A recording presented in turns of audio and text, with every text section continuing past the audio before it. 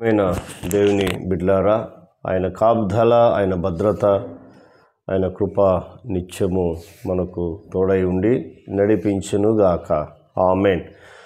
యోవేలు గ్రంథము 2వ అధ్యాయము 21వ వచనము నుండి 23 వరకు మనం చదువుకుందాం. దేశమా భయపడక సంతోషించి గంతులు వేయుము, యెహోవా గొప్ప కార్యములు చేసెను. పశువులారా భయపడకుడి, గడ్డి వీళ్ళల్లో పచ్చిక మొలుచును, చెట్లు ఫలించును, అంజూరపు చెట్లును ద్రాక్ష చెట్లు సమృద్ధిగా ఫలించును.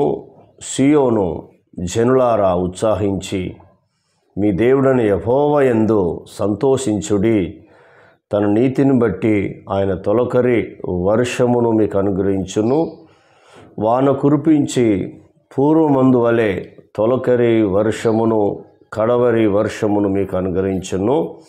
24-25 కూడా. కొట్లో ధాన్యముతో నిండును, క్రొత్త ద్రాక్షరసమును క్రొత్త తైలమును గానుగలు పైగా పొర్లి పారును. మీరు కడుపార తిని తృప్తి పొంది మీ కొరకు వింత కార్యములు జరిగించిన మీ దేవుడైన యెహోవా నామమును స్తుతించినట్లు నేను పంపిన మిడతలను, గొంగలి పురుగులను, పసరి పురుగులను, చీడ పురుగులను అను నా మహా సైన్యమును తినివేసిన సంవత్సరముల పంటను మీకు మరలా నిక్తును. దేవుడు వాగ్దానం చేస్తున్నాడు. భయంకరమైన కరువు వచ్చింది ఇశ్రాయేలు ప్రజల జీవితాల్లో. లేవీలు, యాజకులు, ఇక్కడ చూస్తున్నప్పుడు ప్రధాన యాజకులు మందిరంలో ధూపం వేయట్లేదు, మందిరంలో పరిచర్య చేయట్లేదు. దేవునితో సరైన సంబంధము, సరైన సహవాసం లేని స్థితిలో ఉంటున్నప్పుడు దేవుడు మొదటి అధ్యాయంలో వారిని హెచ్చరించిండు. యాజకులారా అంగుళార్చుడి, లేవీలారా అంగుళార్చుడని చెప్తూ, దేవుని పరిచారకులారా గోనె సంచి వేసుకొనుడి, రాత్రంతా దేవునితో గడుపుడి అని దేవుడు వారిని హెచ్చరిస్తూ వచ్చాడు.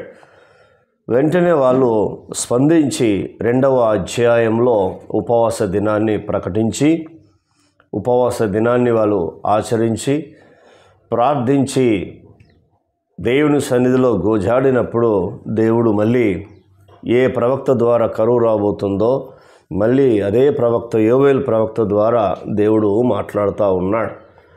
వారు సరి చేసుకున్నారు. వారి పాపాన్ని ఒప్పుకొని విడిచిపెట్టి దేవుని సన్నిధిలో ప్రార్థన చేసి కన్నీరు విడిచి వారు ఉన్నారు. అప్పుడు వెంటనే దేవుడు వారి జీవితంలో కార్యాలు చేయడం ప్రారంభించాడు. మరి ఈనాడు క్రైస్తవ కుటుంబాల్లో, క్రైస్తవ జీవితాల్లో వ్యక్తిగత ప్రార్థన, కుటుంబ ప్రార్థన, ఉపవాస ప్రార్థన, తర్వాత సంఘ ప్రార్థనలు చాలా తగ్గిపోతూ ఉన్నాయి.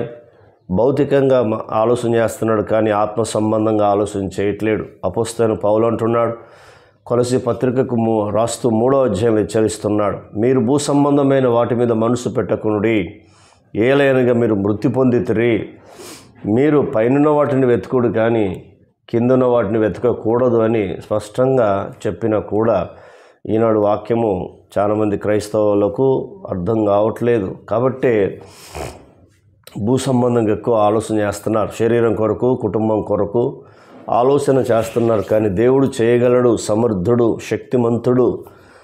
యేసయ్య మీద విశ్వాసం, నమ్మకము, నిరీక్షణ, ప్రార్థన జీవితం కలిగి ఉండాలని ఈ రోజుల్లో చాలా తగ్గిపోతూ ఉంది. కాబట్టి సేవకులు, తర్వాత పరిచారకులు, యాజకులు వీళ్ళందరూ దేవుని సన్నిధిలో ప్రార్థించినప్పుడు సంఘము కూడా ప్రార్థిస్తుంది. ఇప్పుడు మాట్లాడుతున్న మాట, మనం చదువుకున్న మాట ఏంటంటే ఆయన వాగ్దానం చేస్తున్నాడు. దేశమా భయపడక సంతోషించి గంతులు వేయమని చెప్తున్నాడు యోవేలు ప్రవక్త. ఏ దేశమైతే ఇశ్రాయేలు ప్రజలు భయపడుతున్నారో, వారు తిండి లేక, నీరు లేక, పశువులకు గడ్డి భూమి మీద లేక, నీళ్ళు లేక పశువులు కూడా మొరపెట్టాయని మొదటి అధ్యాయంలో మనకు కనబడతా ఉంది. కాబట్టి ఇప్పుడు మాట్లాడుతున్నాడు వారు చేసిన ప్రార్థన బట్టి యెహోవా గొప్ప కార్యము చేసెను.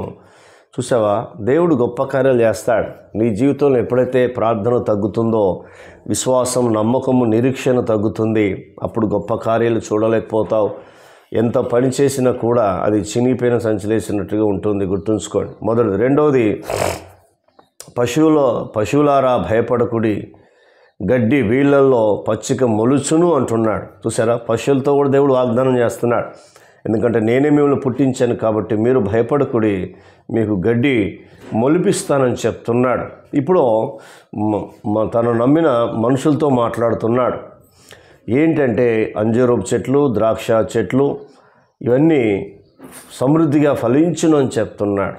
సమృద్ధిగా ఫలించును అని చెప్తున్నాడు. తర్వాత ఇక్కడ మనం చూస్తున్నప్పుడు 4వది, మీ దేవుడైన యెహోవా యందు సంతోషించుడి అంటున్నాడు. ఎందుకు దేవుని యందు మనం సంతోషించాలంటే ఆయన గొప్ప కార్యాలు చేసే దేవుడు కాబట్టి నీవు నేను సంతోషించుమని పరిశుద్ధమైన గ్రంథము మనకు తెలియపరుస్తుంది. 5వది మాట్లాడుతున్నాడు ఏంటంటే, ఆయన మాట్లాడుతున్న మాట, తొలకరి వర్షం మీకు అనుగ్రహిస్తాను. అంటే పూర్వం కురిపించిన వర్షాలు, తొలకరి వర్షం, కడవరి వర్షం మీకు సమృద్ధిగా ఇస్తానని వాగ్దానం చేస్తున్నాడు. నిజమే, వర్షం పడాలన్నా, సమస్య పోవాలన్నా, ఆశీర్వాదం రావాలన్నా అన్నిటికీ మూలం ప్రార్థన, ప్రార్థన, ప్రార్థన.